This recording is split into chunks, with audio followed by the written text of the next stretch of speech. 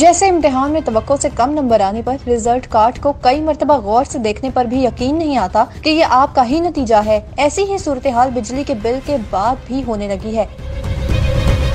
बिजली के बिल देखने के बाद आप सबसे पहले दीवार पर लगे एसी या मेज पर पड़ी इस्त्री को मोर्दे इल्जाम ठहराते हैं, लेकिन फिर जब आपकी नजरें फ्यूल प्राइस एडजस्टमेंट और इसके सामने लिखी रकम पर पड़ती हैं, तो औसान खता हो जाते हैं। फ्यूल प्राइस एडजस्टमेंट है क्या, आए हम आपको बताते हैं। हर माली साल के आगाज में नेपरा एक रेफरेंस फ्यूल कास्ट देता है, यानी एक ऐसा हवाला जिससे हर माह ईंधन पर आने वाली कुल लागत का मुवाजना किया जा सकता है। एक माह में बिजली की पैदावार में इस्तेमाल होने वाले ईंधन की कुल लागत बास्केट फ्यूल कास्ट दरअसल तवानाई के मुख्तलिफ जराए में इस्तेमाल होने वाले ईंधन जैसे कोयला, LNG, फर्नेस ऑयल पर आने वाली लागत के एतबार से निकाली जाती है।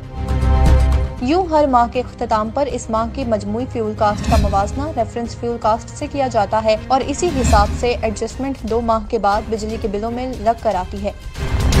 अगर उस माह मजमूई फ्यूल कास्ट रेफरेंस कास्ट से ज्यादा हो तो बिल में FPA की मद में इजाफा होगा, जबकि अगर इस माह की मजमूई फ्यूल कास्ट रेफरेंस कास्ट से कम हो तो FPA में कमी आती है, जिसे फ्यूल प्राइस एडजस्टमेंट कहते हैं।